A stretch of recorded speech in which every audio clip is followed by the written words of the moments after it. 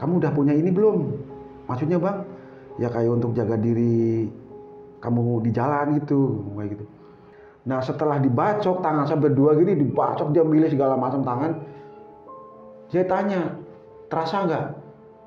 Saya ngambil air wudhu gini, tiba-tiba di sini di sebelah saya tuh ngikut air wudhu gitu, ngikut wudhu. Yang saya babat apa dulu? Saya bilang gitu. Mau leher, mau tangan, mau kaki, mau perut, kayak gitu. Yang terakhir saya tangkis gini, des gitu. Mbal golok.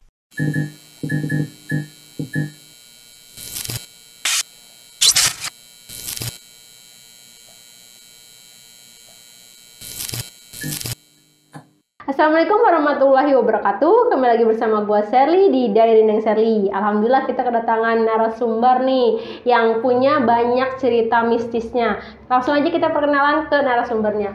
Assalamualaikum Om. Waalaikumsalam. Apa kabar? Alhamdulillah baik. Alhamdulillah baik. Silakan Om perkenalkan dirinya. Perkenalkan diri, saya nama Jimmy, asal Kebumen tapi sudah lama menetap di Jakarta. Dari tahun sekitar 80-an lah. Nah, udah lama banget berarti Om ya? Lumayan. Sampai punya anak. Waduh. Dan istri di Jakarta juga sih.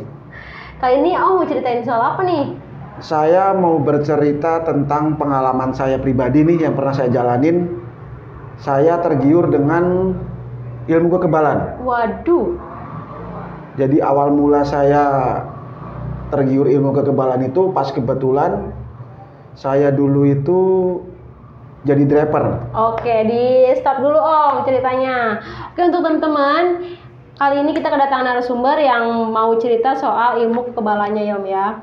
Untuk teman-teman yang belum subscribe, tolong di subscribe, like, comment, share, dan nyalakan loncengnya. Lanjut aja kita cerita ke Om Jimmy. Oke deh. Silakan Om Jimmy ceritain.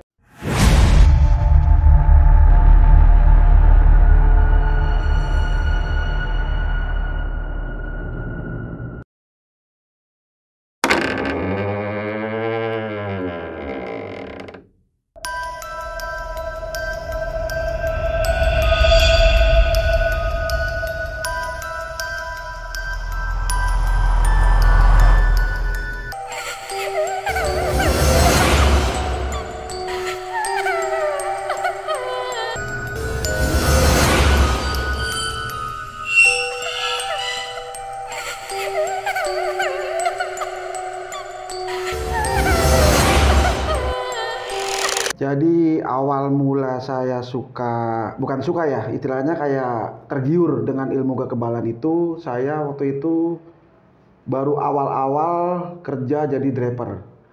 Nah pas kebetulan tetangga saya itu, saya dulu masih zaman di Jatiwaringin dulu tuh, Jatiwaringin Pondok Gede. Itu tahun berapa tuh Om kira-kira Om? Itu sekitar tahun 90-an lah, tahun 90-an.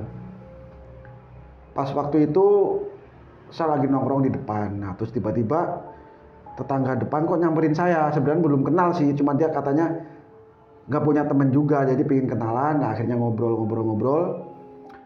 Nah si orang itu nawarin, nanya ke saya, Jim, kamu kerja apa? Dia bilang gitu. Saya jawab, saya driver bang. Saya bilang kayak gitu. Wah kalau driver main jalanan dong, dia bilang gitu. Ya namanya driver bang, masa suruh main di air? Saya bilang kayak gitu kan. Kamu udah punya ini belum? Maksudnya bang, ya kayak untuk jaga diri kamu di jalan gitu, kayak gitu. Ya kalau saya itu saya polos bang, saya bilang gitu. Saya belum punya apa-apa lah ya, pokoknya masih polos lah, saya belum tahu apa-apa gitu. Nah terus dia tuh ngomong, mau nggak kamu ikut saya, ngomong kayak gitu. Ikut ngapain bang? Saya bilang kayak gitu.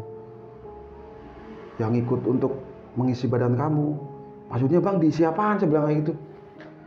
Dia bilang ya nanti kamu saya bawa ke guru saya ke daerah Garut, ngomong kayak gitu Neng. Terus saya mikir-mikir tuh, ya ada 3 hari 4 hari lah Neng. Saya berpikir apa benar sih badan itu bisa diisi, ngomong kayak gitu saya tuh dalam hati. Nah terus ya karena saya penasaran, pingin coba tuh. Terus saya pikir juga ada benernya juga, kita kan hidup di jalan gitu, suatu saat mungkin di jalan ada apa-apanya di jalan, mungkin itu cekcok sama yang lain kan, nggak tahu namanya orang di jalan. Saya samperin orang itu, pas dilalah orang itu mau pulang ke Garut besok. Bos saya bingung nih, harus izin gimana bos saya bilang kayak gitu. Ya apa kayak alasan ini. Dan saking kepinginnya tahu bahwa badan itu bisa diisi, saya 1000 alasan sama bos saya. Akhirnya saya memutuskan izin sama bos saya itu pulang kampung. Padahal enggak, saya ngikut sama si abang itu yang nawarin saya. Diajak tuh, udah perjalanan dari Kampung Rambutan sampai ke Garut. Itu dulu masih zamannya Prima Jasa dulu tuh, saya inget banget. Sekitar 4 jam 5 jam dulu tuh ke Garutnya. Garut pelosok banget itu. Nyampe di sana pas maghrib. Nyampe di sana maghrib, saya tanya sama teman saya itu yang bawa saya ke pesantren itu. Tapi saya nggak tahu tuh dulu namanya pesantren apa, saya lupa tuh. Ya mudah-mudahan sih pesantren itu masih berjalan, masih banyak muridnya. Ya kita doain supaya pesantren itu bisa mendidik orang-orang yang untuk jalan yang benar lah. Nah, saya datang ke situ maghrib, itu rumahnya tahu nggak Neng? Rumahnya itu dulu Garut tahun 90 itu belum ada lampu itu. Jam 6 sore maghrib, pas adzan maghrib, itu udah kayak jam 12 malam, sepi banget situ tuh. Mana di ujung berung rumahnya, nyebrangin sawah, nyebrangin kali. Karena saking penasarannya saya udah niat itu Neng. Saya jalanin, nyampe di pesantren. Nyampe di pesantren, dilalah, yang mungkin belum rezekinya saya ya. Si guru itu kiainya belum datang. Katanya lagi ada panggilan di luar. Saya tunggu sampai isya. Ya alhamdulillah sekitar jam setengah 9, jam 8 datanglah si guru itu. Terus ditanya sama gurunya, ada apa kesini deh? Ya sebelumnya sih diperkenalkan dulu sama namanya si inisialnya N lah. Mungkin sekarang mudah-mudahan masih panjang umur. Orang yang membawa ke situ, ke pesantren itu mudah-mudahan masih panjang umur. Dan mungkin kalau emang masih bisa bertemu lagi, senang banget saya bisa ketemu orang itu. Dikenalin sama si N itu, ditanya, maksudmu kesini ngapain, ngomong kayak gitu. Saya bilang terus terang, gini Pak Kiai, saya kesini emang ada maksud. Satu, ya untuk, ya terus terang aja nih, untuk meminta perlindungan. Emang sih harus perlindungan sama Allah, cuman mungkin dengan lantaran Pak Kiai ini, mungkin Pak Kiai bisa ngasih amalan kayak apa gitu. Akhirnya diterimalah tuh sama Pak Kiai itu.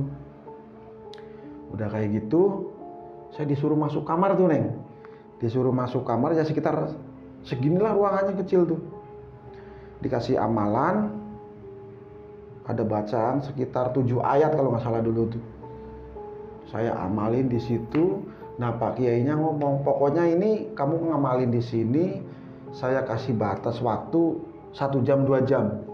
Kamu harus hafal. Kalau emang nggak hafal, ini udah resiko ngomong kayak gitu.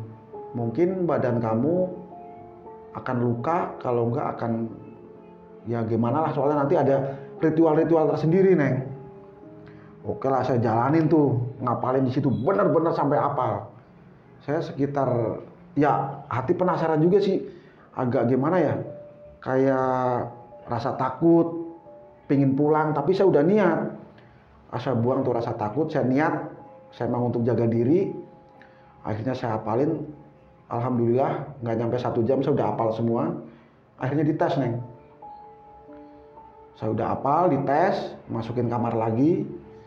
Dan tangan saya itu suruh buka baju. Tangan saya tuh suruh masukin ke air, baskom, sambil kata gurunya itu suruh baca yang baru dihafalin. Saya tarik napas, baca 7 kali dalam hati. Alhamdulillah nggak ada yang salah. Akhirnya begitu diangkat dari baskom, tangan saya disodorin ke kiainya. Ini nyata Neng, ini saya ngalamin nih. Saya sodorin ke kiai itu, ke guru itu, langsung dibacok Neng. Di situ juga tuh. Hari itu juga Om? Hari itu juga, malam itu juga. Nah setelah dibacok, tangan saya berdua gini dibacok, dia milih segala macam tangan. Dia tanya, terasa nggak? Terasa guru, saya bilang kayak gitu. Terasa kayak gimana? Ya kayak disabet lidi aja gitu, pedes-pedes gimana gitu. Coba kamu keluar, lihat tangan kamu ada yang luka nggak? Alhamdulillah nggak ada yang luka Neng. Udah, itu tahap pertama itu. Tahap pertama. Udah gitu suruh nunggu tahap kedua jam 12 malam. Tapi saya suruh ngapalin yang itu sampai bener-bener hafal, sampai dalam hati, tarik napas, buang, tarik napas, buang sampai 7 kali. Alhamdulillah berhasil. Nah, pas jam 12 malam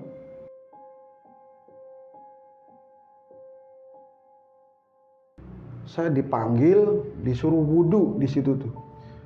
Suruh wudhu, habis suruh wudhu, Pak gurunya itu nuntun saya itu, diajak ke belakang pesantren. Di situ Neng, di situ tuh udah ada drum, dan apinya itu gede banget Neng, kayak orang bikin tahu itu gimana sih. Nah saya lihat, saya tanya, sebelum saya lihat saya tanya dulu, Pak Kiai ini buat apa? Saya bilang kayak gitu. Itu nanti untuk tahap kedua kamu masuk dalam dream itu. Tapi dengan catatan, kamu sebelum masuk harus baca yang udah saya kasih amalan itu. Jadi drum bawahnya api gitu? Drum bawahnya api, tapi itu udah diisi air. Oh, kayak lagi masak air? Ya kayak masih masak air lah. Saya lihat ke situ. Di situ saya ragu-ragu Neng, deg-degan. Wah apa bener ini saya mau dimasukin, direbus, mau dimasukin tong begini. Terus akhirnya udah lillahi ta'ala lah. Kalau emang di situ saya apes lah, saya bilang kayak gitu dalam hati. Saya niat tuh. Sebelum saya masuk, saya baca dulu, saya diem, tarik napas, baca 7 kali. Saya buang napas, ditanya sama gurunya, udah siap? Siap, saya bilang kayak gitu. Saya masuk tuh. Itu yang namanya air Neng, percaya nggak nih? Itu nggak ada rasa panasnya sama sekali Neng. Tadi itu mendidih? Mendidih. Bawah tuh apinya tuh kayak orang goreng kerupuk kulit gimana sih? Itu saya masuk Neng. Selama setengah jam sambil baca amalan dalam hati itu, setengah jam tuh. Baca sampai setengah jam. Bukannya saya dingin, malah saya bukannya saya panas, malah saya kedinginan. Nah udah gitu, udah setengah jam saya keluar dari drum itu. Baru udah mandi. Nah setelah mandi, saya masuk, suruh ambil air wudhu lagi, masuk ke ruang sholat. Nah di ruang sholat itu saya sholat dulu, kalau nggak salah sholat tahajud apa sholat apa gitu, cuman 2 rakaat sambil baca amalan yang dikasih sama baca sholawat Nabi gitu. Saya lakuin itu sampai 3 hari Neng. Tapi saya waktu direbus cuma sekali doang. Jadi yang untuk direbus itu katanya sih untuk untuk meruntuhkan makanan-makanan yang pernah saya makan haram itu loh. Saya direbus itu. Nah setelah ritual itu 3 hari di situ saya nggak boleh tinggal sholat, terus baca mantra itu. Bukan mantra sih sebenarnya, doa. Itu bacaannya saya masih hafal, saya nggak mau sebutin takutnya nanti jadi gimana lah. Udah saya ngapalin sampai 3 hari. Setelah 3 hari itu Neng, Pak Kiai itu ngomong, kamu mau pulang apa mau nerusin, ngomong kayak gitu. Karena saya masih penasaran dan izin saya sama bos saya itu bilang pulang kampung. Udah saya lamain sekalian di situ, dituntasin sekalian. Udah di situ akhirnya sampai 2 bulan 3 bulan di pesantren itu. Di pesantren itu? Pesantren itu 2 bulan 3 bulan, nggak taunya di situ kalau mau nuntasin itu lebih parah syaratnya. Ya emang bisa dibilang kayak untuk belajar debus juga sih, cuman saya saya kan awam kayak gitu-gitulah, baru coba sekali itu. Akhirnya saya 3 bulan di situ, tapi yaitu sholat, baca doa, sholat. Selama 3 bulan itu Neng, yang namanya orang mondok gimana sih? Makan apa adanya. Itu malah dulu saya kalau nggak salah tuh cuman makan sama garam doang, nasi putih sama garam, terus paling enak-enaknya sayur kangkung, badan tuh lemes gitu tuh. Mual-mual, mentren. Ya saya bilang sama Pak Kiai itu, Pak Kiai kok saya begini? Buang airnya kok seperti ini? Nah dijawab sama Pak Kiai, itu lagi menguras perut kamu yang dulu pernah kamu makan haram, minum haram. Mulai sekarang kamu udah nggak bisa lagi makan haram atau minum haram, minuman keras nggak boleh, karena akan melunturkan yang kamu udah jalanin, mau kayak gitu. Udah, saya seneng kan di situ. Alhamdulillah saya bisa ngejalanin seperti itu. Setelah 3 bulan saya pulang, Neng. Sebelum pulang guru itu pesan, itu kamu apalin di rumah selama 7 hari. 7 hari kamu harus puasa sambil pokoknya bacalah ayat itu setelah sholat maghrib sama sholat subuh. Intinya di situ kamu nggak boleh makan barang haram. Walaupun itu bekasnya pun nggak boleh, ngomong kayak gitu. Seandainya kamu ada gelas bekas minuman keras, kamu cuci. Jangan kamu langsung tuang air terus kamu minum. Itu nggak boleh. Sia-sia kamu nanti usaha kamu seperti itu. Gitu. Udah aku jalanin tuh selama seminggu, Neng. Wah, badan rasanya udah kayak di apaan tahu tuh. Jadi selama seminggu itu saya puasa. Setiap habis maghrib saya baca amalan itu, tahan napas. Udah sampai 7 hari sholat maghrib subuh saya baca terus. Setelah 7 hari, Neng, ya bener kata guru saya itu dulu, pokoknya nanti kamu setelah lulus 7 hari pasti kamu ada ujian, ada cobaan. Tahu cobaannya apa? Dia bilang nggak tahu, yang jelas pasti akan ada yang mencoba, ngomong kayak gitu. Bener dah. Setelah 7 hari, Neng, saya ngerokok dulu ya. Asem nih cerita mulu begini.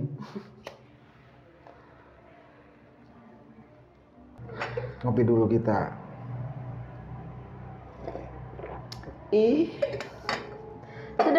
Sedap. Orang-orang kan kalau ngopi kan, kalau saya enggak, supaya ada rasa gregetnya gitu. Siapa tahu saya imut. Jadi gitu. Oke, ya, kita lanjutkan nih sambil ngerokok. Oke, ini setelah 7 hari tuh, Neng. Ujian itu benar kata Pak Kiai itu, Pak Guru itu. Guru saya itu. Saya disuruh ke supermarket, Neng. Disuruh ke supermarket, dulu saya suruh beli apalah, dulu udah lama banget sih itu. Nah, pulang dari supermarket, saya ketemu perempuan. Pas kebetulan saya kenal. Jalan bareng lah dari supermarket itu. Dia jalan kaki, saya naik sepeda. Nah, pas masuk dalam komplek, Neng, saya tuh nggak tahu. Tiba-tiba ada cowok 2 orang boncengan pakai motor, nyamperin saya. Jim, kamu ngapain? Bang, saya habis dari swalayan, habis belanja, pas kebetulan ketemu si ini nih, saya bilang kayak gitu. Lu ganggu cewek gua? Loh, saya nggak ganggu, Bang. Saya cuma jalan bareng kok, saya bilang kayak gitu. Saya naik sepeda, dia jalan kaki, kan apa ngeliat? Saya nggak ganggu dan saya nggak merayu, orang saya kenal kok, ngapain ngerayu sama teman sendiri, nggak etis, saya bilang kayak gitu. Sampai bisa cari yang lainnya, bilang gitu. Kata dia, kata si cowok itu, saya ngocol. Itu, Neng, secara spontan dadakan, Neng, saya digebuk pakai balok. Jujur aja tuh, mukanya saya digebuk pakai balok. Alhamdulillahnya, Neng, alhamdulillah nih. Setelah sholat subuh saya udah baca amalan itu. Saya cuman terasa tebak gitu doang. Jadi kayak kalau dipakai balok itu rasanya kayak orang ditimpuk pakai bola tenis gitu doang. Gitu, kayak membal gitu, Neng. Saya langsung astagfirullahaladzim, Bang, kenapa Abang pukul saya bilang gitu? Lu gangguin cewek gua. Duh, kan tadi saya udah bilang saya nggak mengganggu, saya cuma jalan bareng ngobrol, wajar, saya bilang kayak gitu. Dia tetap nggak terima. Nah, temennya itu langsung nonjok saya juga, dihajarlah muka saya sebelah kiri, ceprot. Ya alhamdulillah sih, dengan amalan yang saya baca, yang saya cari, yang saya tekunin itu, ya mungkin udah kehendak Allah saya bisa amalan itu. Nggak apa-apa. Saya sampai di rumah, saya ngaca, alhamdulillah, ini muka saya masih utuh, nggak ada biru-biru, nggak ada memar-memar itu. Di situ saya makin percaya, Neng. Di situ saya makin percaya tuh, wah benar juga ini. Antara nyata dan nggak nyata, emang bener sih kalau orang belum pernah melakukan hal seperti itu, dia nggak mungkin akan percaya kalau belum menjalankan. Tapi saya pribadi nih, yang saya udah menjalankan seperti itu, saya percaya. Tapi dengan catatan, ya nggak tahu sih, tahu hitam tahu putih saya nggak tahu. Yang jelas saya intinya percaya gitu aja. Dengan amalan itu, Dengan doa itu saya bisa seperti ini, bisa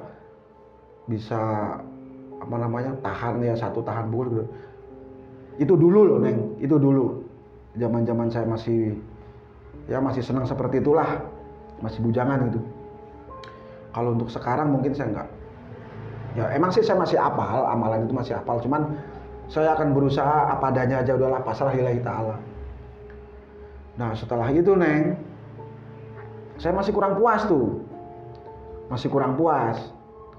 Temuin lagi tuh orang yang ngajak saya ke pesantren yang di Garut itu. Saya temuin, saya bilang, "Bang, saya percaya nih," saya bilang gitu. "Masih ada kelanjutannya nggak?" Dia bilang, "Masih ada, kamu mau yang kedua sampai ketiga ini soalnya," dia bilang gitu. "Oke Bang, saya coba yang kedua dulu deh," saya bilang kayak gitu. Izin lagi saya sama bos saya tuh.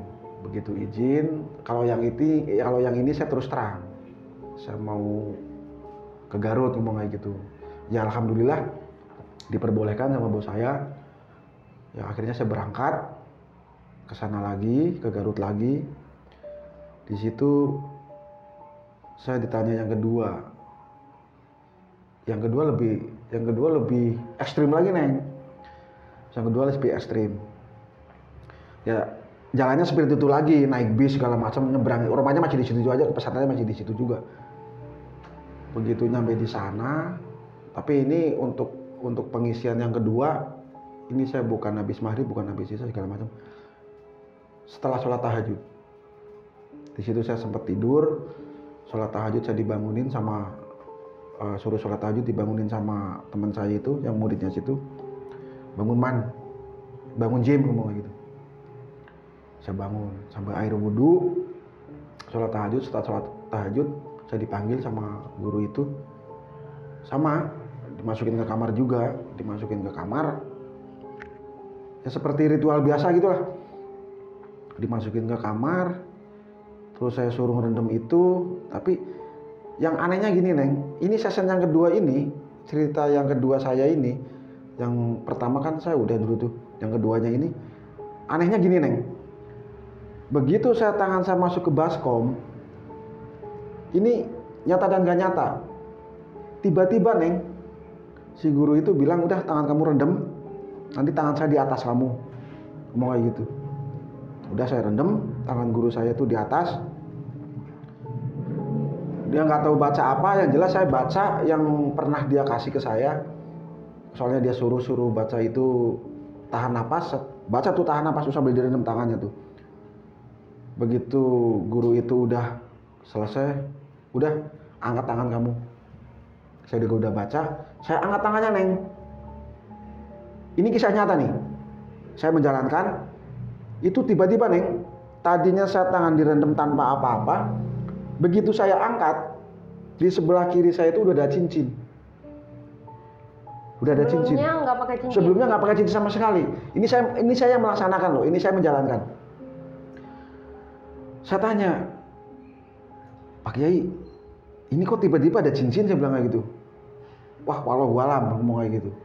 "Wallahualam, itu mungkin rezeki kamu," ngomong kayak gitu. Udah, saya terima kasih itu. Akhirnya dibawa keluar dari kamar, dibawa ke ruang ngobrol biasa gitulah, ruang ngobrol biasa sambil itu. Itu saya ngobrol sampai jam 3 pagi. Dari jam 12 sampai 3 jam saya ngobrol. Dia cerita begini, "Kamu untung Jim." Dulu sih nggak manggil Jim gitu. "Kamu untung Nak," manggil saya tuh anak gitu. "Kamu untung Nak, kamu berhasil punya cincin," ngomong gitu. Terus saya tanya, "Cincin ini buat apa guru?" Saya bilang gitu. "Pagi Ibu, buat apa nih cincin?" "Itu cincin untuk bisa ngobatin sakit panas." Pengobatan sakit panas gitu dulu tuh. Saya antara percaya nggak percaya Neng. Pengobatan panas itu bener apa enggak cuma pakai cincin? Itu caranya gimana? Saya bilang kayak gitu. Caranya, "Mohon maaf nih guru, caranya gimana?" "Kamu masukin cincin itu dalam gelas, kalau ada orang yang sakit panas, kamu baca amalan yang udah saya kasih dalam hati 7 kali.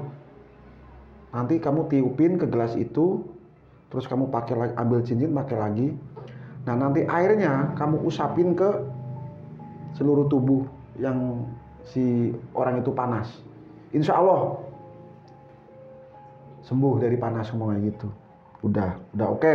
Itu aku percaya udah. Karena yang awal-awal saya seperti itu saya percaya.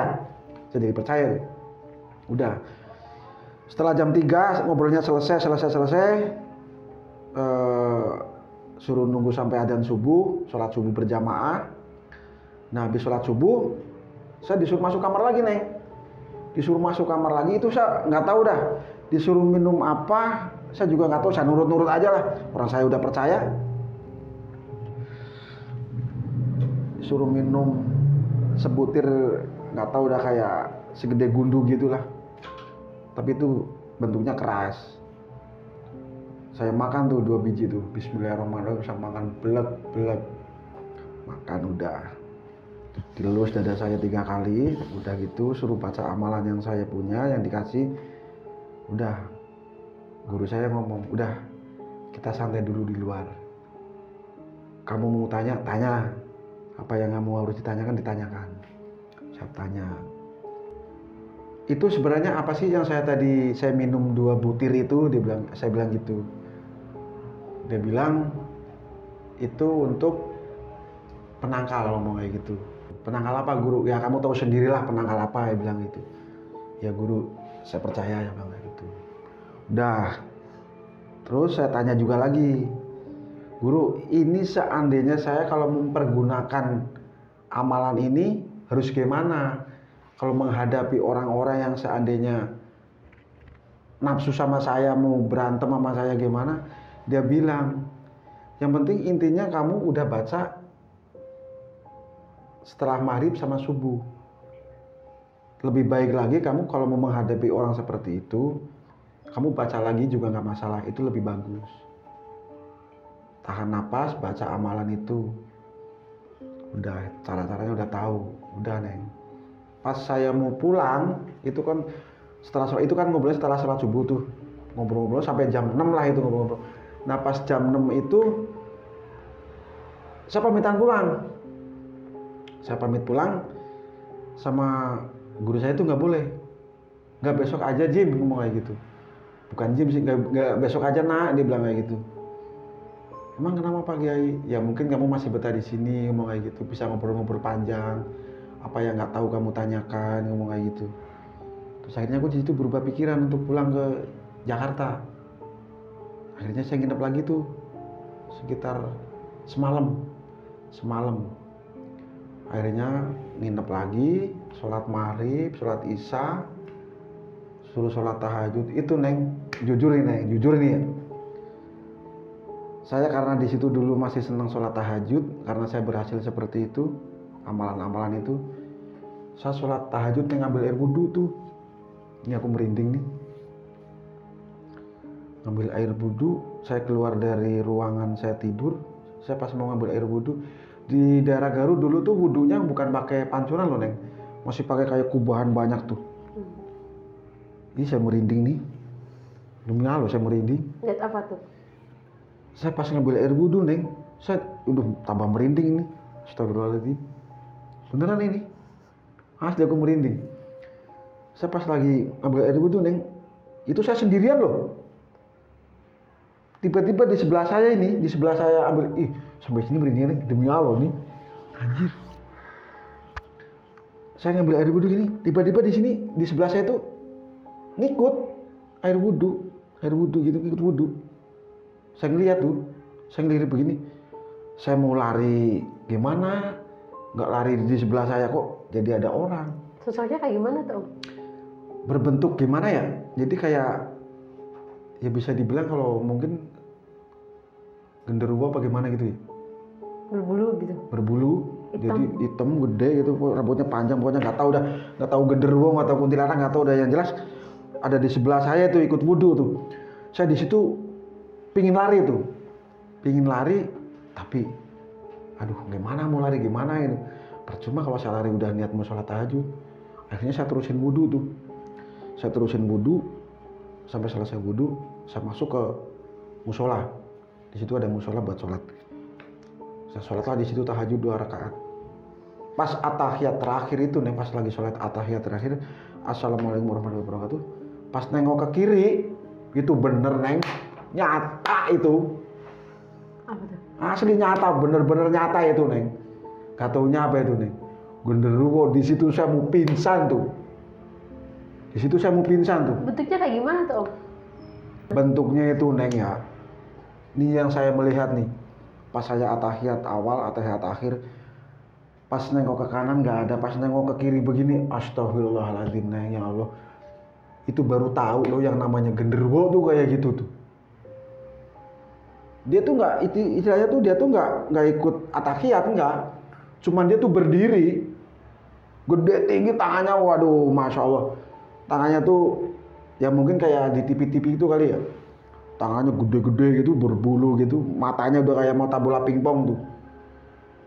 Dia cuman berdiri gitu doang. Itu kalau mungkin kalau saya nggak kuat itu mungkin di situ langsung ngejoprak gitu. Itu saya belum cerita nih sama guru saya tuh.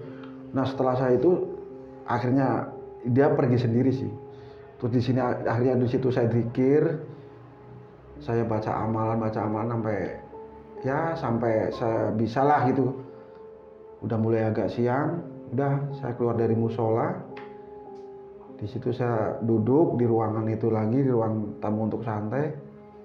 Pas kebetulan guru itu lagi nggak tahu lagi sholat hajat nggak tahu apa, saya belum berani ngomong. Setelah beliau itu keluar dari ruangan dia sholat hajat mungkin ya, dia nyamperin saya. Udah sholat subuh benar, dia bilang gitu. Udah Pak Guru, saya bilang kayak gitu. Terus apa yang kamu rasain setelah sholat subuh? Saya boleh cerita nggak guru, saya bilang kayak gitu. Cerita aja gitu. Ini settingan guru bukan sih, saya bilang kayak gitu. Maksudnya jujur nih Pak Guru, saya itu waktu awal mau sholat tahajud semalam, itu saya pas ngambil air wudhu sendirian itu saya itu sholat tahajud tuh. Di samping saya itu ada yang ngikutin. Dia juga ikut ambil air wudhu, bunyi kerupiak. Di samping saya persis, saya bilang kayak gitu sama guru saya itu. Ah kamu bohong kali. Ya sekarang kalau saya bohong ngapain saya cerita, saya bilang gitu. Kalau saya bohong ngapain saya ngomong ke guru, saya bilang gitu. Mendingan saya diam, saya tidur. Karena ini saya nggak bisa tidur, perasaan saya tuh was-was dan penasaran, saya tanyakan sama guru, makanya saya bilang kayak gitu. Terus ceritanya apa lagi mau itu? Udah. Saya lanjutin wudhu sampai saya sholat tahajud. Sholat tahajud, bener guru, pas atahiyat terakhir itu emang ada nyata. Saya ngelihat dia itu lagi berdiri di samping saya dan penampakannya itu tinggi gede, nggak tahu namanya apa, saya walau saya baru kali itu saya ngelihat. Saya akhirnya terusin nengok begini karena itu wajib untuk sholat atahiyat terakhir. Assalamualaikum ke kanan, assalamualaikum ke kiri. Di situ ada berdiri gitu. Udah saya terusin, saya bacain ini, akhirnya dia hilang sendiri udah. Nah habis itu saya tanya lagi ke guru saya itu settingan bukan sih guru itu?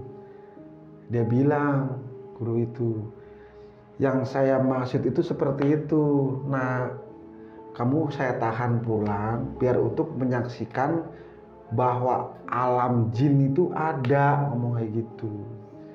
Di situ saya baru percaya. Untung kamu nggak pingsan. Kalau kamu pingsan mungkin kamu bisa kesurupan lama, ngomong kayak gitu. Di situ saya percaya. Nah akhirnya saya pulang tuh sekitar jam berapa tuh, habis cerita itu jam 7, jam 8an saya pulang sama teman saya yang namanya si N itu. Berarti pagi ya? Pagi, pulang pagi. Pas pulang Neng, itu ada aja hambatan tuh. Oh astagfirullahaladzim, setiap pulang dari sini kok ada aja hambatan. Itu ongkos saya habis Neng. Percaya nggak itu? Ongkos saya habis, saya bingung pulang. Terus akhirnya saya punya akal, saya pakai jam tangan, saya masuk kantor polisi. Saya jujur tuh dulu kalau nggak salah di Polres Garut apa di mana itu, saya jual jam tangan, tapi bukan jual sama polisi ya. Pas saya lagi jalan kaki mau nyari orang untuk beli jam, ketemulah orang jalan kaki juga sama. Saya bilang, punten ayak naon mang, mau kayak gitu kan. saya mau jual jam tangan buat pulang ke Jakarta. Waduh, si A itu jawab, waduh, saya nggak ada uang mang, dia mau kayak gitu. Udah berapa aja lah yang penting saya bisa pulang ke Jakarta. Itu dulu jam tangan saya tuh laku kalau nggak salah tuh 12.000 kalau nggak salah itu. Orang masih murah banget dulu naik bis. Saya penasaran nih 12.000 nyampe nggak nih Jakarta. Terus akhirnya aku punya akal, wah masuk kantor polisi aja dah. Saya masuk kantor polisi tuh. Masuk kantor polisi, saya akhirnya sama orang kepolisian itu dikasih surat numpang bis gitu. Bahwa anak ini kehabisan ongkos. Akhirnya saya naik Prima Jasa lagi sampai Kampung Rambutan. Alhamdulillah itu Neng. Dilalah sampai Kampung Rambutan mau arah pulang ke daerah Jatiwaringin dulu tuh. Nggak ada duit juga karena saya kan numpang dari Garut dikasih surat untuk numpang sampai Kampung Rambutan. Di situ saya bingung Neng. Aduh ya Allah nih gimana nih pulang ke Jatiwaringin nggak ada ongkos. Saya diem aja tuh di tempat tunggu bis terminal Kampung Rambutan dulu tuh. Saya diem. Pas saya nunduk ke bawah nemu duit dulu kalau nggak salah rezeki itu. Kalau nggak salah dulu tuh 1.500 perak dulu tuh. Di situ saya bangga banget di situ tuh nemu duit tuh. Akhirnya di situ saya naik angkot.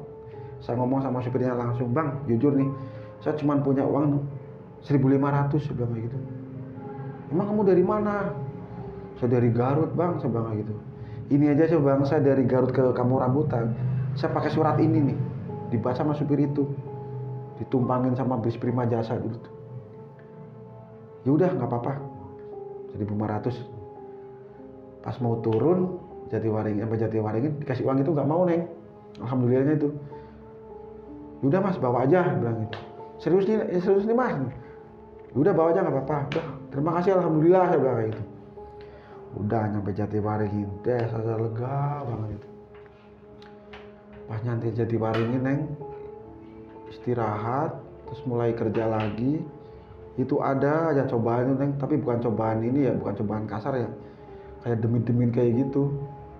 Ya di situ kan saya kerja istilahnya kayak driver iya, kayak jaga rumah juga iya, orang-orang pada tidur. Saya masih nungguin bus belum ada pulang. Pas lagi saya nunggu ngerokok di luar gitu. Ya percaya nggak percaya di situ ada pohon palem merah kalau nggak salah gitu Jatiwaringin tuh. Saya nyender sambil ngerokok. Pas ngisep ngerokok, tiba-tiba saya merinding. Pas tiba-tiba saya merinding, itu sekelebatan, saya kayak ditarik ke kiri tuh, kepala saya tuh, set gitu, lihat ke pohon palem itu. Bener Neng, di situ ada putih-putih ya, nggak tahu dah, itu putih-putih apa, putih-putih melati apa nggak tahu dah, kan ada tuh putih-putih melati nyanyian tuh. Itu saya, aduh astagfirullahaladzim, kok ada putih-putih kayak gitu, apaan dalam hati saya tuh. Saya tetap ngerokok mati Neng ininya Neng. Baranya tuh tiba-tiba mati. Nah saya ingat kata orang kalau kita mau lihat memedi itu ngerokok pun nggak bisa, katanya mati. Nyalain korek dilelah nggak nyala. Itu saya mau pingsan Neng. Cobanya ada-ada aja dasar dari sana tuh. Itu kayak miske kali. Hah? Miske kali. Kalau miske nggak tahu dah, walau alam itu miske atau pocong atau miske nggak tahu tuh. Udah, itu akhirnya saya beraniin masuk tuh Neng. Masuk dalam rumah udah. Tapi saya nggak tidur. Ambil nyetel TV itu. Saya kencengin tuh suara TV. Biar kelihatan ramai gitu. Nilalah. Anjingnya gonggong juga Neng di belakang. Aku astagfirullahaladzim, ini apa lagi ini anjing gonggong kayak gini. Gonggongnya ya serigala gimana sih kalau anjing gonggong gitu. Saya ke belakang anjing, terus saya bentak anjing, "Diam, berisik," saya bilang kayak gitu. Anjing itu tuh diem. Pas saya mau masuk ruangan lagi nonton TV lagi Neng, itu di depan pintu Neng, itu merinding saya itu. Di depan pintu begini, tuh apalagi coba, aduh ya Allah, udah lama mati. Astagfirullahaladzim. Sosoknya kayak gimana tuh? Hah? Sosoknya kayak gimana? Sosoknya aja gede tinggi gitu, beda sama yang di pohon palem. Beda sama Dia yang di pohon. pakai baju apa gitu? Enggak pakai baju, dia cuman kayak gede tinggi begini, kayak rambutnya rumbe-rumbe tapi matanya kayak merah gitu. Nih yang serem tuh emang matanya sih. Saya ngeliat jelas matanya kayak Hitam apa kayak gimana? hitam nyala merah matanya itu. Nggak tahu dah. Badannya. Badannya hitam semua tuh. Apa itu genderuwo juga nggak tahu. Nah besoknya saya pas bos pulang tuh, saya nggak cerita tuh. Begitu pulang saya langsung masuk ke ruangan saya, tidur tuh.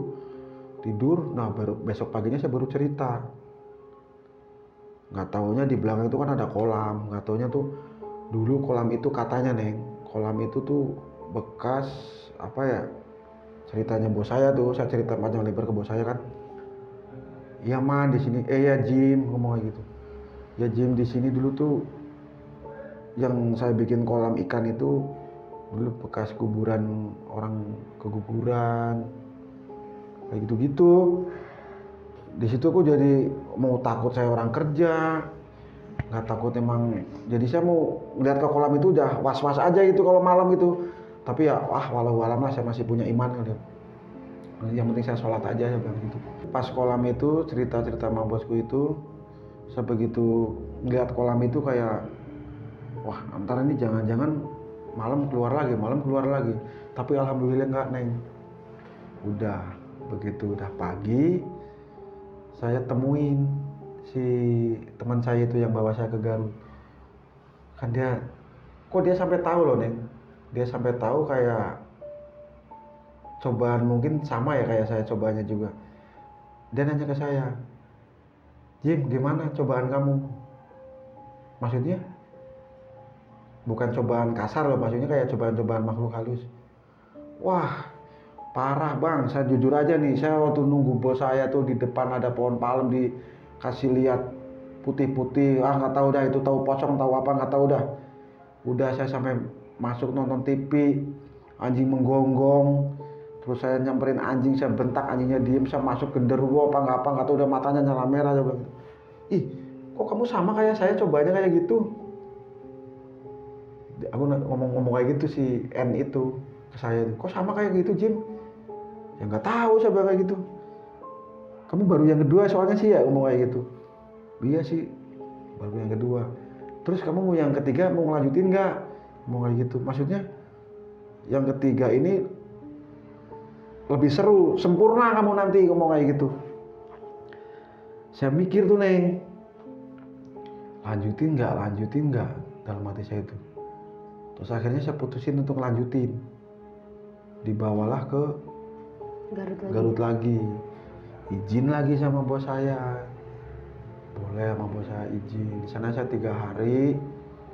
Di situ nggak tahu nggak ada yang pengen tahu nih. Cuman takutnya kalau saya ngomong seperti ini lagi, jadi amalan-amalan itu timbul pengen saya amalin lagi. Tapi nggak masalah sih. Walau insya Allah aku akan bisa ngilangin semua itu. Ketiga kali kesana jebret, udah diajak ketiga kalinya itu emang lebih ekstrim nih. Itu pas saya tiba di sana beda ritual lagi Neng. Beda ritual dalam arti kata tuh beda jalan lagi lah. Nggak ada istilahnya kayak rebus-rebus, nggak ada kayak minum-minum apa itu, nggak ada. Cuman cukup sholat tahajud sama baca amalan yang udah dikasih ke saya itu. Setelah sholat tahajud masuk ruangan masih seperti biasa, tapi tangan saya nggak direndam di air. Cuma saya untuk duduk bersila sambil tahan napas baca amalan. Itu pingin tahu gak Neng? Punggung saya itu ditulis raja. Ditulis raja bukan pakai bolpen. Jadi kayak orang ditato gimana sih? Ditulis raja gitu. Terasanya sih emang jarum, nggak tahu pokoknya tulisan Arab lah di punggung sebelah saya, di punggung saya ini. Sama guru Om tuh. Ditulis raja tuh. Lama juga sih nulisnya ya, sekitar ada 5 menitan 10 menit lah. Saya sambil baca, tahan napas sampai 7 kali. Buang lagi, tahan napas 7 kali, dilanjutin lagi. Itu sampai sekitar 5 menit lah. Amalan itu udah selesai, guru saya bilang, udah nak, udah selesai, udah pakai baju kamu. Saya pakai baju saya. Nah, si guru itu bilang, kamu jangan mandi 3 hari, puasa 3 hari. Tapi sholat tetap, ngomong kayak gitu. Jangan sampai kamu tinggalin sholat. Iya. Mau nginep apa mau pulang? Saya nginep lah nih karena udah malam. Udah saya nginep. Setiap kali pulang dari sana tuh belum pernah yang namanya nggak ada cobaan. Selalu ada cobaan. Yang inilah, yang itulah, yang alah, nggak karuan dah. Itu saya pulang dari situ nyebrang kali, Neng. Ceritanya tuh nyebrang kali itu. Emang rumahnya harus nyebrang kali. Pas lagi nyebrang, Neng, dilalah ya itu. Yang namanya bocah mungkin ya. Nggak tahu kalau ada orang lewat. Itu punggung saya ketimpuk batu, Neng. Pas lagi nyebrang. Jadi ada bocah gitu di... Ya nggak tahu bocah, nggak tahu apa. Tiba-tiba saya pokoknya kayak kesambit batu gitu, debu gitu. Ada batunya, saya ambil batunya. Astagfirullahaladzim. Kenapa saya pulang dari sini kok nggak pernah lolok, nggak pernah murni, mulus gitu, selalu ada ini batu lah segala macam. Udah saya buang sambil baca ya Jawa gitu. Mudah-mudahan batu ini bukan untuk mencelakakan saya tapi untuk menolong saya buang. Pleng, udah saya pulang. Kalau naik angkotnya saya lolos tuh, waktu itu saya punya duit lah ceritanya gitu. Pulang nyampe Jakarta, udah pulang nyampe Jakarta. Kamu itu berdua sama temen kamu lagi? Sama, tetap Pasti berdua. kesana, Setiap kesana berdua sama terus. teman saya.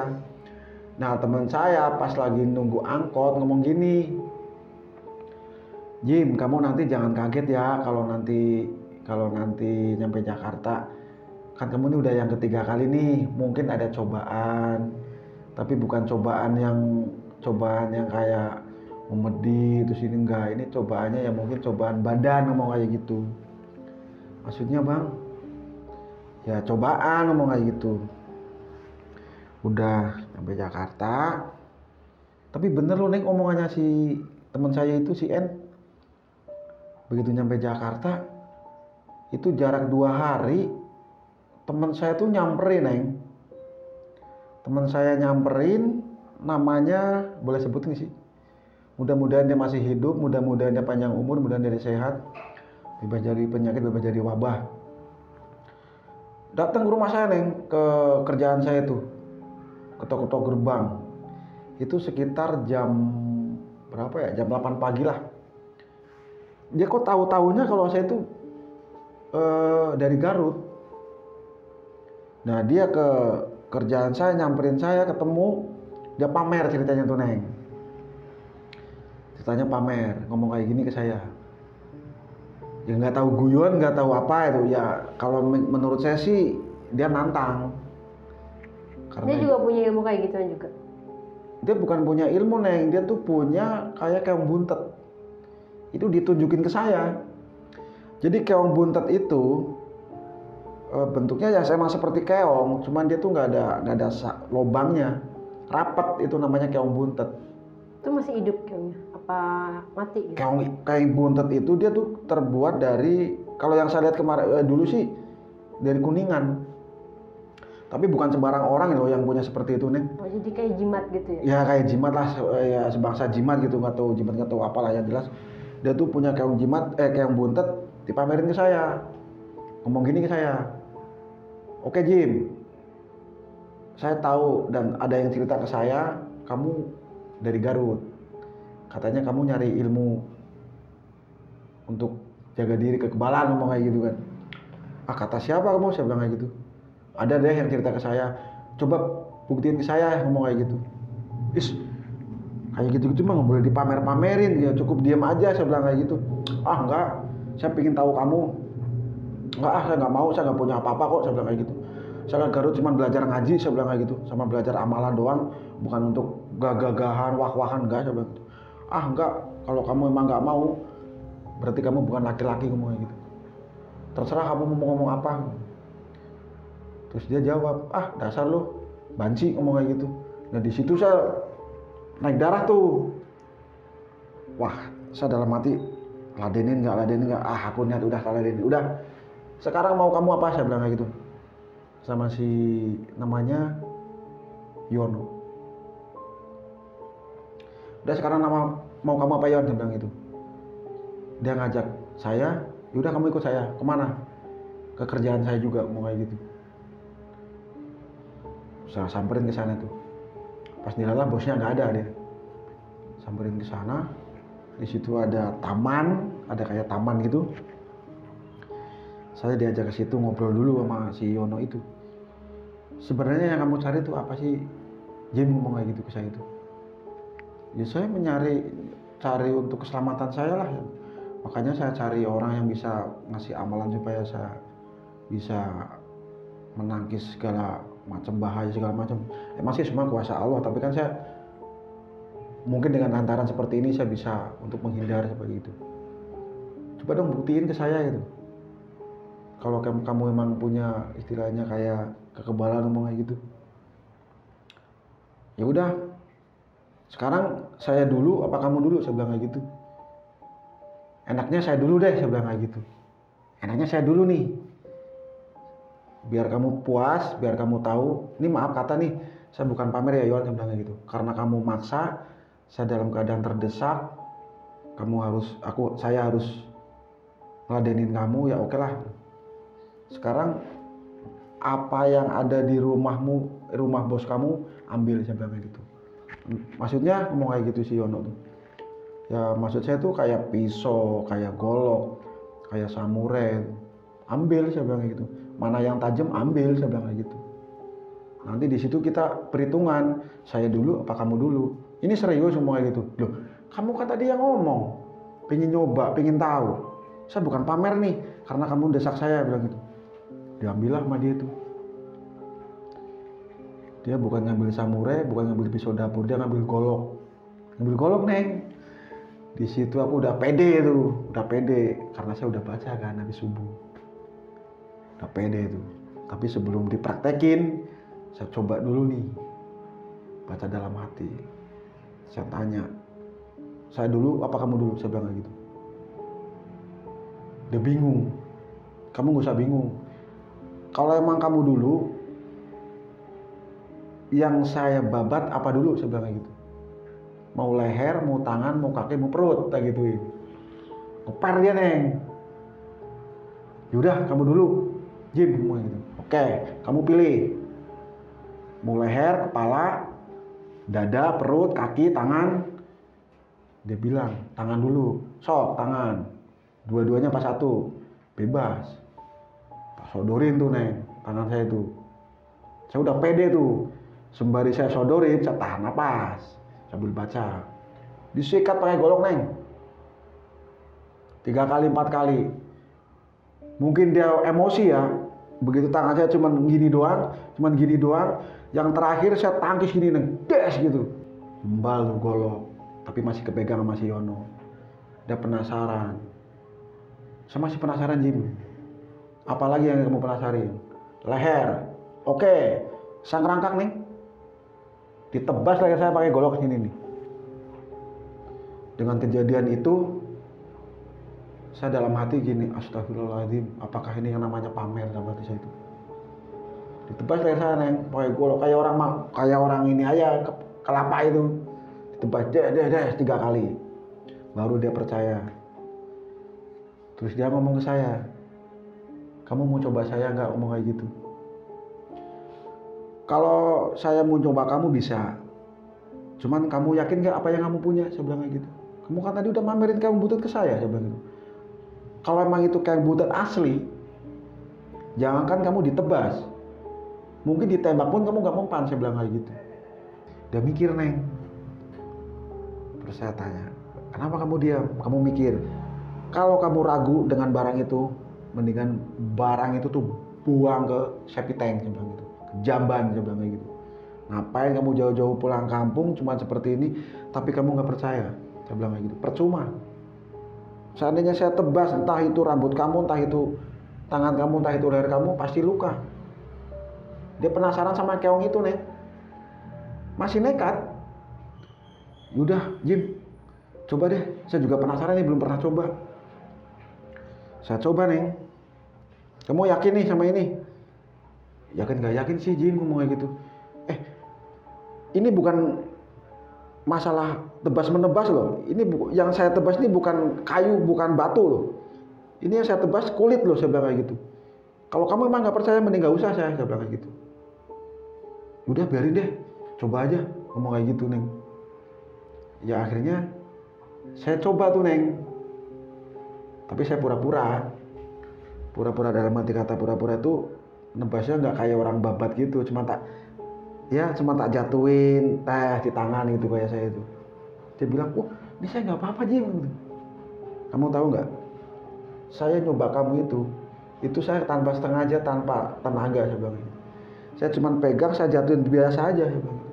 Orang nggak punya pegangan pun nggak akan mempan saya bilang itu. Tapi saya dengan tenaga, dengan otot, mungkin bisa luka tangan kamu saya bilang gitu. Ah yang benar. Emang kamu nggak terasa antara tenaga dan bukan tenaga? Iya sih, kayak kok enteng kayak gini pukulannya ngomong gitu. Mau coba yang beneran nih, jangan di tangan deh, nanti kamu nggak bisa kerja saya bilang kayak gitu. Terus dia apa? Saya milih yang banyak daging saya bilang gitu. Petis kamu aja saya bilang kayak gitu. Sama si Yono itu. Akhirnya kejadian Neng. Saya tebas tuh betisnya dia sebelah kiri. Tebas begini. Pes gitu. Itu Neng, aduh yang namanya luka.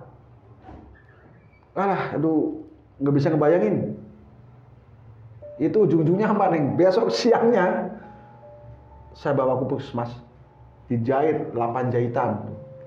Ada kali sekitar ya 5 mili apa 10 mili lah. Berarti dia mempan tuh dibacok. Terus dia akhirnya nggak percaya sama keong buntut itu, akhirnya dibuang lah sama si Yono itu. Terus dia ngomong ke saya, man saya bawa dong ke guru kamu, ngomong gitu. Buat apa saya bilang gitu. Kamu punya kayak gitu aja udah pamer-pamer kayak gitu, nantang-nantang orang. Apalagi kamu punya ilmu yang istilahnya bisa diandalin, bisa dipercayain. Untung itu nggak di leher ya Om ya. Cuma kalau di leher dia udah almarhum kali. Nah, kalau saya di leher mah saya tanggung jawab Neng. Ya saya milih yang kira-kira jauh dari nyawa. Kalau betis kan paling cuman ya luka-luka robek dikit nggak masalah, masih bisa jalan, tangan masih bisa kerja. Akhirnya saya bawa ke puskesmas tuh. Terus dia baru ngomong kayak gitu, malah minta tertarik sama saya, minta dibawa ke Garut. Terus akhirnya saya sadari, kamu gak usah kayak gitu-gitu. Sekarang intinya percaya apa yang kamu punya. Kamu nyari kemanapun, kalau emang kamu nggak percaya, itu nggak akan bisa. Sekarang aku minum air putih pun, kalau seandainya saya yakin air putih ini bisa untuk ngobatin sakit perut dan untuk bisa buang corona, insya Allah bisa hilang itu corona dari tubuh saya ya, bukan dari dunia ini. Karena kita udah yakin, percaya diri, pede istilahnya lah, gitu loh. Bukan masalah kita berguru ke sana, berguru ke sini, wah ini hebat, ini hebat. Akhirnya dia sadar, dia tertarik sama saya untuk belajar kayak saya juga. Tapi saya nggak mau bawa dia ke sana, karena saya dilihat dari gelogatnya dia tuh orangnya tuh selengean, punya sedikit aja udah gagah-gagahan lah kalau orang sekarang bilang. Akhirnya saya ngomong, udah kamu sembuhin dulu luka kamu sampai benar-benar pulih. Insya Allah kalau emang saya ada waktu, kamu saya bawa. Udah, akhirnya dia sembuhin. Mungkin dia udah lupa. Udah akhirnya nggak jadi ke sana. Ya aku alhamdulillah. Sekarang saya udah sering izin juga nggak enak juga. Ya udah sampai di situ. Oke deh, ceritanya seru banget ya. Ini pengalaman Om Jimmy yang belajar ilmu bela diri ya Om ya? Ya bisa dibilang bela diri iya. Kalau bela diri sih saya nggak bisa punya jurus. Berarti itu kekebalan ya? Ya kalau saya bilang kekebalan sih enggak. Saya cuma belajar amalan. Jadi bukan untuk bela, ya maksudnya bukan bela diri jurus, bukan apa ya. Saya belajar tuh amalan. Jadi kalau untuk itu ya saya istilahnya baca amalan, selalu baca amalan. Meminta sama yang kuasa. Kalau bela diri kan ada jurusnya, ini nggak ada jurusnya, ini amalan. Ambil dari ayat suci Quran. Oke, guys, cerita dari Om Jimmy bener-bener seru banget, bener-bener banyak pengalaman yang wah ekstrim banget sih Om, kayak debus. Oke, kita untung aja tuh nggak makan paku. Oh iya, kalau makan paku mungkin ya bisa dioperasi kali perutnya itu. Oke Om, ada beberapa pertanyaan dari Shirley buat Om. Itu kan Om waktu itu yang kedua dikasih cincin tuh Om. Nah, itu Om pernah gunain nggak sih cincin itu buat apa? Kalau cincin itu saya pernah gunain sekali. Karena saya ingat pesan guru saya yang di Garut itu bisa ngobatin sakit panas. Nah, pas kebetulan saya pulang nih dari Jakarta nih. Pulang dari Jakarta, nyampe di kampung, saya main ke kakak saya yang di Jatisari. Pas main ke sana, pas kebetulan itu anaknya kakak saya itu lagi demam tinggi tuh. Demam tinggi, saya bilang sama kakak saya tuh, Mbak, saya tanya, Mbak, anaknya kenapa? Saya bilang gitu. Lagi demam J, ngomong kayak gitu. Udah lama, udah 2 hari nggak turun-turun, panasnya panas tinggi banget. Saya pegang, bener panas itu anak. Terus saya ngomong sama kakak saya, Mbak, boleh nggak saya ngobatin? Waktu itu anaknya rewel banget, nangis mulu. Emang kamu bisa? Insya Allah dengan niat saya untuk ngobatin, mungkin ya dengan izin Allah mungkin bisa, saya bilang kayak gitu. Ya udah coba itu. Nah terus kakak saya ngomong sama anaknya, namanya sebutin boleh nggak sih? Saya sebutin namanya nih, namanya Nuzulia. Dia bilang kakak saya ke Nuzulia, Nuzul itu Lek mau ngobatin mau kayak gitu, kamu jangan rewel ya. Dulu itu kalau nggak salah masih umur sekitar 4 tahunan lah itu. Dia tetap nangis neng. Dia akhirnya udah saya bilang ke kakak saya boleh diizinin. Akhirnya saya minta gelas sama air putih. Saya ambil air wudhu, sholat 2 rakaat. Saya baca tuh amalan yang dari guru saya. Cincin saya masukin. Saya masukin ke gelas. Saya sholat sunnah sambil memohon ke Allah. Saya baca amalan, saya tahan napas itu. Saya tiupin ke gelasnya itu 7 kali. Nah setelah itu saya ambil cincinnya, saya pakai. Saya usapin tuh ke tubuhnya ponakan saya tuh sampai 3 kali gitu. Semua saya balur-balurin. Nah sisanya itu suruh minum. Diminumlah sama ponakan saya itu. Begitu diminum neng, itu walau-walam nih neng. Ini saya kejadian nyata dan saya ngejalanin. Itu dia tidur. Langsung tidur anteng. Nah begitu bangun tidur, saya kan di rumah kakak saya dulu sampai sore tuh, sampai nunggu bener gak sih bisa ngobatin gitu. Tidur, saya tungguin sampai sore, saya sambil jalan-jalan ke tempat saudara-saudara, saya balik ke situ lagi. Dia bangun, pasti saya nyampe rumah kakak saya yang anaknya sakit itu, pas saya baru duduk dia bangun, alhamdulillah sih panasnya hilang dan dia bisa bercanda lagi, bisa ngobrol lagi. Seketika itu langsung hilang tuh? Ya bukan seketika sih, dia kan. Maksudnya hari itu juga? Hari itu juga dia alhamdulillah hilang panasnya itu. Terus kakak saya bilang, wis kamu sekarang bisa ngobatin nih, ngomong kayak gitu. Jadi dukun dong. Dukun sih bukan, ini saya cuma untuk buktiin aja. Ya alhamdulillah bisa kebukti mbak, saya bilang kayak gitu. Emang kamu pakai apa? Ya pakai doa, saya bilang kayak gitu. Mbak kan tahu tadi mbak yang ngambilin gelas saya sholat sunnah, saya bilang kayak gitu. Sembuh.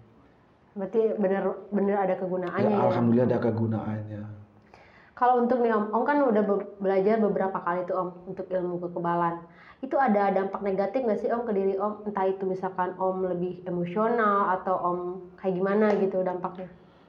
Kalau untuk dampak sih yang selama ini saya jalanin belum ada. Selama hidup saya loh.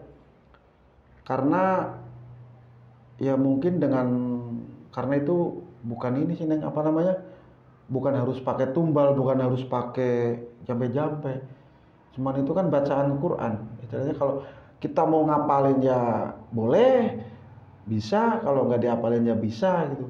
Tapi alhamdulillah nih, selama ini saya jarang mempergunakan seperti itu lagi karena ya mungkin belum ada masalah yang begitu berat. Tapi sampai sekarang masih nempel di badan Om? Kalau untuk masalah amalan itu udah mendarah daging Neng. Jadi amalan itu udah nggak bisa hilang. Karena apa? Udah masuk ke otak dan pikiran saya. Berarti Om sekarang kalau saya wah coba itu Kalau kayak gitu tuh saya nggak berani memamerkan. Nggak bisa kan saat ini kan kalau kata Om kan udah mendarah daging nih. Berarti saat ini pun masih bisa tuh, maksudnya masih bisa diamalin. Kalau amalan sih nggak, amalan saya masih hafal. Cuman antara mempan dan enggaknya saya nggak tahu. Karena udah lama kali ya. Karena udah berpuluh-puluh tahun sih. Tapi kalau untuk efek ya alhamdulillah sih nggak ada sih. Nggak ada efek sama sekali. Malah saya bukan pernah ya kejadian-kejadiannya kayak luka kena peso, luka kena apa. Ini saya dulu pernah Neng, ceritanya tuh saya kasih unjuk nih. Saya dulu ceritanya pas zaman-zaman masih kerja ya. Itu ya mungkin karena saya punya seperti itu mungkin ya. Nih, mungkin bisa di zoom kali ini. Tuh. Ada. Ini masih ini bekasnya nih. Ada bekas. Ini kalau kejadian ini malah belum lama. Kejadian ini belum lama, paling baru sekitar 6 bulanan. Kejadian ini saya dulu tuh di Pondok Pinang. Belum lama ini kejadian ini nih. Di Pondok Pinang sama anak-anak tuh, biasalah namanya anak-anak kayak gitu kan istilahnya gitu. Udah gagah-gagahan gitu. Saya ngikut nimbrung tuh. Pas kebetulan di situ ada orang Garut Neng, dia jualan es kelapa. Ini bekasnya ini, kenang-kenangan ini. Saya sebut namanya boleh nggak sih? Ya mudah-mudahan sih namanya kalau saya manggilnya A Elsa. Dia tuh orang Garut, asli orang Garut. Dia sama saya tuh udah kayak saudara. Ada A Elsa, ada Ujeng, ada pokoknya banyak lah orang-orang Garut di situ. Emang kumpulan sama orang Garut. Saya di situ baru cerita sama A Elsa tuh. Pas waktu itu ngumpul. Ceritanya, minum boleh kasih minum? Boleh. Ceritanya saya disodorin minuman tuh. Sodorin minuman, oke, saya minum. Saya minum, mungkin di situ saya udah apa namanya ya? Udah nggak bisa kontrol diri lah karena minum banyak itu kan. Nah, ceritanya tuh anak-anak pada ribut. Saya ngikut tuh, terus saya sampai saya kayak pede lah gitulah. Sama-sama orang Garut kan orang ribut. Saya ikut tuh. Udah ngapain sih ribut-ribut kayak gini? Kayak orang udah pada nggak kebal golok kayak pada kebal peluru aja saya bilang gitu. Gak ada gunanya orang ribut, kalau minum aja tapi santai, saya bilang kayak gitu. Jangan rese, saya bilang kayak gitu. Ada salah satu ini pamer ceritanya, gini, bukan kamu doang, saya juga bisa, saya bilang kayak gitu. Saya ambillah tuh golok tuh Neng. Saya ambil tuh golok. Elsa kan jualan kelapa dulu ceritanya tuh, es campur lah dulu zaman di Pondok Pinang tuh. Mudah-mudahan Elsa sampai sekarang masih hidup, umur panjang, keluarganya dikasih sehat, bisa ketemu lagi. Saya ambil tuh golok. Nah si Elsa tuh ngomong, jangan Jeb, gila lu, udah tenang aja lu, udah kayak gitu. Saya tahan napas, baca amalan itu, saya batok sendiri Neng, pas, sampai berapa puluh kali tuh, dari atas sampai ke bawah sampai ke sini nih. Nah yang terakhir Neng jebret, sini meruntus nih, ini ada ininya nih, ada bekasnya. Itu nggak tahu babatannya ngeberapa, sini langsung meruntus tuh, kayak orang kena gimana sih, tapi nggak sakit. Ini jujur Neng, si Elsa dulu tuh udah ribut ini masalah saya luka di sini nih, ini masih ada lukanya nih. Udah Jim, bawa ke puskesmas biar tenang Sa, gak usah ribut, gak usah panik. 3 hari saya jamin hilang, saya bilang gitu. Bener Neng, buat wudhu biasa, kena air biasa. Perih, cuman aku ya bisa tahan namanya laki-laki lah. Saya baca amalan itu, saya baca amalan, saya bacakan sama usap. Alhamdulillah Neng bener. Tanpa jahit, tanpa rumah sakit. Berarti itu Om kegores gara-gara mungkin Om minum kan? Mungkin. Kan pesennya kan gak boleh makan haram, gak boleh minum haram. Yang namanya alkohol kan haram. Disitulah saya kena tes. Ini buat peringatan saya. Gitu. Ngomong tuh, motor. Iya. Cincinnya masih ada Om. Iya nanti, sabar. Soalnya tadi udah beda pembahasan. Iya. Cincin tuh. Berarti abis ini baru itu cincinnya masih ada nggak sih om gitu? Iya, oh iya, kan? cincinnya masih ada nggak sih gitu. Nah, berarti itu yang tadi bahas lagi nggak? Nggak apa-apa udah. Udah, Ini gitu. kita lanjutin yang tadi dulu nih. Oh berarti itu peringatan tadi tuh yang dulu Hmm. bilang peringatan terus cincin. 1, 2, 3 ya. Berarti itu yang tadi om lakuin kan kena tuh. Ya berarti itu apa tuh om? Om ngelakuin pelanggaran ya? Pelanggaran. Satu, minum tuh. Ingat banget pesannya itu nggak boleh minum haram, nggak boleh makanan haram, pokoknya bekas pun nggak boleh. Tapi saya melanggar mungkin ya, karena udah lama banget saya amali. Pas kebetulan waktu itu saya minum, terus saya coba sendiri begini-begini, pas yang beberapa kali bacokan, langsung tes. Kok berdarah tapi meruntus, ada kali ya dalam juga sih lumayan. Karena berbekas. Karena berbekas nih. Di sini tuh masih terasa nih kayak agak yang ganjel di sini nih. Untung bukan urat nadi. Kalau urat nadi mungkin ya alam. Terus om, itu cincinnya masih ada nggak sih? Penasaran sama cincin? Nah, cincinnya ceritanya gini nih. Setelah saya ngobatin ponakan saya tuh, saya berangkat ke Jakarta lagi, Neng. Berangkat ke Jakarta lagi karena saya orang kerja ya di Jakarta merantau. Saya kerja, pas waktu itu nyampe di kerjaan, rumah dibongkar. Rumah bos saya itu dibongkar. Banyak tuh kuli-kuli bangunan, segala macem tuh. Nah di situ pada main adu panco lah ceritanya itu, adu panco. Ntar yang menang dikasih duit dulu, kalau nggak salah 20.000 apa berapa gitu. Saya ngikut tuh, ikut adu panco. Saya adu panco, tapi saya nggak ingat kalau saya tuh punya cincin, karena di sini tuh kan saya jarang pakai. Saya panco kalah. Terus aku penasaran, oh iya, coba deh saya mau pakai cincin yang bisa buat ngobatin itu, siapa tahu bisa buat tenaga. Udah, saya pakai tuh cincin. Mau pakai cincin, pas lagi orang-orang bangunan pada ngumpul, saya tanya, ini ada yang mau panco lagi nggak nih? Ada salah satu orang yang jawab, kamu panco kalah mulu. Percuma lo, nggak ada tenaga, gede doang badan tapi tenaga nggak ada. Jangan ngomong gitu, saya bilang kayak gitu. Sekarang boleh dibedain, saya bilang kayak gitu. Bedain apanya? Sama aja juga, dia bilang gitu. Yaudah deh, tes. Berapa nih? Yang menang kasih berapa nih? Yang mau ngasih berapa? Yaudah, gocap-gocap aja, saya bilang gitu. Kalau saya kalah, saya kasih gocap. Kalau saya menang, saya kasih gocap, saya bilang gitu. Mau tuh orang tuh. Akhirnya panco. Begitu panco, tapi sebelum panco saya baca dulu, Neng. Tetap amalan, tahan napas 7 kali. Tenaga tambah, Neng. Tadinya kalah, jadi menang. Alhamdulillah. Ketahuan sama temen saya, lawan saya tuh. Kamu pecurang nih, Jim. Tumben nih kamu, tenaga kamu tuh beda. Dia ngeliat cincin saya. Lu pakai cincin apa? Cincin beli Jatinegara, saya bilang kayak gitu. Coba lihat, ngapain sih dia lihat cincin gua, saya bilang gitu. Gak usah, udah urusan masing-masing, bilang gitu. Kalah aja, saya bilang gitu. Dulu aja saya kalah, nggak protes, ngapain nggak mau protes, saya bilang gitu. Udah sini gocap, saya bilang gitu. Kasih gocap.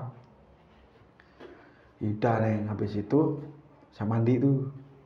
Mandi, saya copot cincinnya, saya taruh di lemari. Kan anak-anak kan lemari sama tuh. Lemari saya sama orang-orang bangun kan sama jadi satu. Saya taruh di lemari tanpa kunci, ya nggak ada kunci. Mungkin di situ yang ngambil juga nggak tahu, Neng, siapa, saya juga nggak berani nuduh.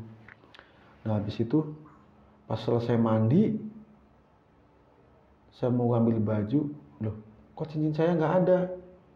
Saya tanya ke orang-orang, siapa nih yang ngambil cincin saya? Cincin apaan, Jim? Ngomong kayak gitu. Cincin yang saya pakai kemarin buat panco, saya bilang gitu. Wah nggak tahu itu, saya nggak pernah lihat gitu. Terus kemarin mana yang panco sama saya, orangnya mana? Saya bilang kayak gitu. Ada di depan, dia bilang gitu. Saya samperin ke depan. Itu namanya dulu kalau nggak salah yang panco sama saya itu Muslimat. Namanya Muslimat, dia orang Magelang. Muslimat sama Sutris tuh, masih inget banget aku tuh. Saya tanya, Tris, kalau nggak Muslimat nih, siapa yang tahu cincin saya tuh yang kemarin buat panco sama kamu tuh? Wah nggak tahu saya, Jim, ngomong kayak gitu. Yang bener loh, cuman kamu doang yang tahu cincin saya, bilang gitu. Sumpah aku nggak tahu, ngomong kayak gitu. Waduh, berarti ini ada yang ngomong, udahlah, kalau emang itu cincin milikku pasti akan kembali, saya bilang kayak gitu. Tapi enggak tuh, nggak kembali. Sampai sekarang saya emang butuh banget cincin itu. Ini buat ngobatin. Jujur aja tuh. Sampai sekarang saya emang ngarepin. Soalnya teman-teman saya tuh kalau hilang pada balik. Saya doang yang nggak balik sampai sekarang cincin itu. Cincin ini sih nggak seberapa nih, cuman ya kalau bagi saya pribadi ya pengambilan cincin itu ya lumayan susah. Nah gitu kan emang itu buat mengobatin ya Om? Ya bisa jadi buat pengobatan, juga bisa istilahnya buat, ya intinya mungkin buat nolong orang lah istilahnya mungkin tuh. Tapi sampai sekarang ya emang saya sih masih ngarepin cincin itu bisa balik, tapi nggak balik-balik, berarti bukan jodoh. Bukan jodoh. Oke Om, dari sekian cerita Om benar-benar bikin melongo gitu Om, benar-benar ada gitu hal-hal kayak gitu, kayak ilmu kekebalan, terus yang dibacok gitu kagak mempan, bener-bener ada nyata gitu. Dan ini langsung Om sendiri yang cerita gitu kan. Om ada nggak sih buat pesan-pesan atau kesan-kesan buat orang-orang nih yang mau pada punya ilmu kayak Om, kayak Om tadi? Ya pesan saya sih cuman satu, ya mungkin 1, 2, 3 lah untuk berpesan sama orang-orang yang lagi mendalami ilmu seperti itu ya. Satu, jangan untuk pamer. Kedua, jangan untuk sok-sokan. Ketiganya tuh jangan mentang-mentang. Pergunakanlah ilmu itu kalau kita terdesak dan kepepet. Itu pun kalau benar-benar terdesak ya nggak bisa diatasin. Mungkin bisalah untuk mempergunakan ilmu kayak gitu.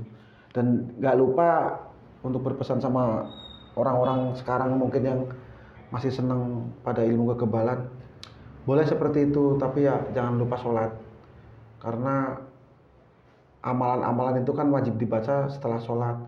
Bukan asal kita pure punya, mentang-mentang punya langsung baca ini, baca itu buat berantem, jangan. Lebih baik kita sholat 5 waktu. Kalau mau amalin amalan itu amalin lah. Tapi jangan, intinya tuh jangan buat sok-sokan dan jangan buat gagah-gagahan. Itu aja sih. Diri sendiri ya Om ya. Bukan diri sendiri, untuk jaga diri aja udah. Diri, bener. Jangan untuk dipamerin.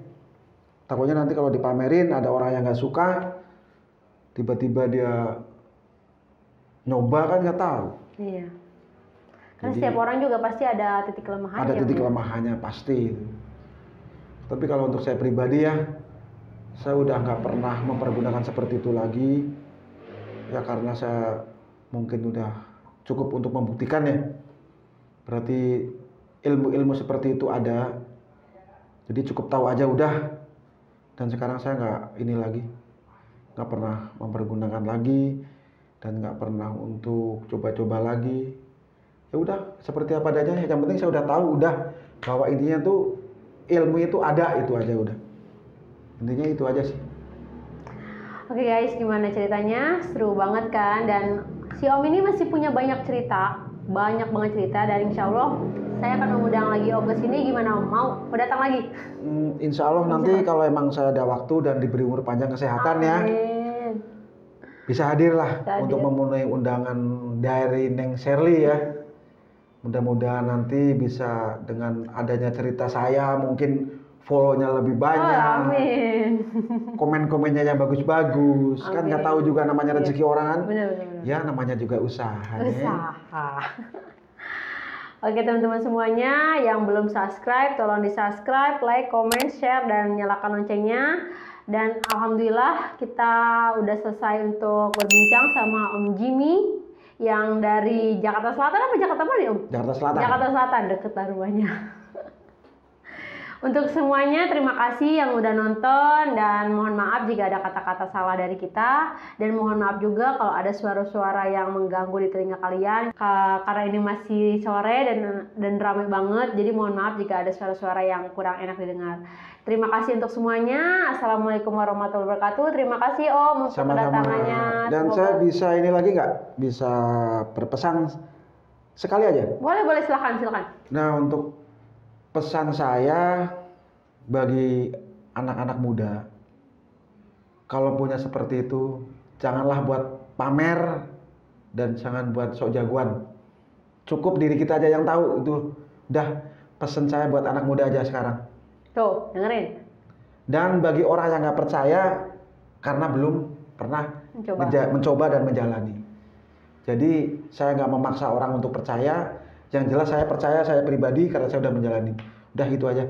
Pesan intinya punya seperti itu, jangan buat gagah-gagahan. Udah. Oke Om. Oke baik, terima kasih Om ya. Assalamualaikum warahmatullahi wabarakatuh. Waalaikumsalam warahmatullahi wabarakatuh.